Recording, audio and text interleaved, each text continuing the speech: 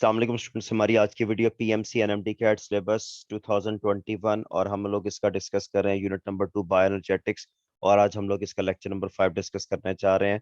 लेकिन वीडियो को स्टार्ट करने से पहले आप मेरे चैनल को सब्सक्राइब कीजिए, बेल आइकन को प्रेस कीजिए ताकि आपको आने वाली वीडियोस मिलती रहें। तो आइए लेक्चर स्टार्ट करते हैं। हमारा आज का टॉपिक है केमियोस्मोसिस। केमियोस्मोसिस में क्या होता है? हमारे पास ये एक थाइलाकॉइड मेम्ब्रेन मौजूद है। थाइलाकॉइड सैक का हमने एक सेक्शन ले लिया, एक पार्ट ले लिया, and let's say this is the part of the thylakoid that we are going to study. अब इसके अंदर हमारे पास जो है थाइलाकॉइड मेम्ब्रेन आपको ये शो की गई है। ये आपके पास lumen of the thylakoid membrane है, space of the thylakoid membrane है, जिसको आप interior of the thylakoid membrane भी कह सकते हैं। जबकि ये बाहर वाला एरिया और थाइलाकॉइड के बाहर आप लोगों को मालूम है ग्राउंड सब्सटेंस एग्जिस्ट कर रहा था जिसे हम लोग स्ट्रोमा कहते हैं।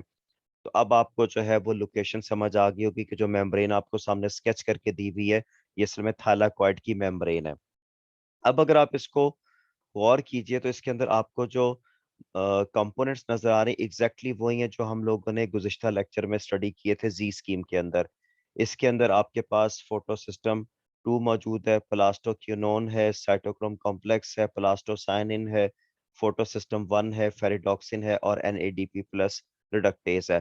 तो ये प्रिसाइजली वही कंपोनेंट्स हैं जो हम लोगों ने पहले स्टडी किए हुए हैं जी स्कीम के अंदर। तो एक्चुअली वो यहाँ पर एग्जिस्ट कर रहे होते हैं। और साथ ही हमारे पास यहाँ पर एक एंजाइम होता है एटीपी सिंथेज, जिसको जो है वो प्रोटॉन ग्रेडियंट एक्टिवेट करता है और ये एटीपी सिंथेसिस में इन्वॉल्व होता है। ये जो आपको रेड कलर के सर्कल्स शो किए गए हैं, ये रेड कलर के circles basically H plus ions को रिप्रेजेंट कर रहे हैं, प्रोटॉन्स को रिप्रेजेंट कर रहे हैं। तो अगर आप नोटिस कीजिए तो थाइलाकॉइड इंटीरियर के अंदर इनकी कंसंट्रेशन ज्यादा है, जबकि स्ट्रोमा के अंदर इनकी कंसंट्रेशन कम है। लेकिन इसके बावजूद आप देखिए तो एरो आपको इंडिकेट करता है कि ये मूव कर रहे हैं from the stroma into the thylakoid interior. दूसरे लफ्जों में ये मूव कर रहे हैं लो कंसंट्रेशन से हाई कंसंट्रेशन की तरफ। तो अगर कोई सब्सटेंस अपनी लो कंसंट्रेशन से हाई कंसंट्रेशन की तरफ जाता है तो उसको एक्टिव ट्रांसपोर्ट कहते हैं। अब सवाल ये पैदा होता है कि एक्टिव ट्रांसपोर्ट के अंदर तो एनर्जी रिक्वायर होती है, तो एनर्जी कहाँ से आएगी? अक्सर स्टूडेंट्स के जहन में ख्याल आता है कि एनर्जी का सोर्स एटीपी होगा। तो एनर्जी का सोर्स एटीपी नहीं होता, एनर्जी का सोर्स हुआ करते हैं फोटॉन्स। अगर आप याद करें तो फोटो सिस्टम 2 के ऊपर फोटॉन्स फॉल कर रहे थे और इलेक्ट्रॉन्स को फोटो एक्साइट कर रहे थे। तो फोटॉन्स ने अपनी एनर्जी ट्रांसफर कर दी थी इलेक्ट्रॉन्स को। यही इलेक्ट्रॉन्स जब जी स्कीम में down the electron transport chain travel करते हैं तो इन्हीं की एनर्जी को टेकअप करते हैं प्रोटॉन्स यानी H प्लस आइंस, और फिर ये पंप हो जाते हैं from the stroma to the thylakoid interior.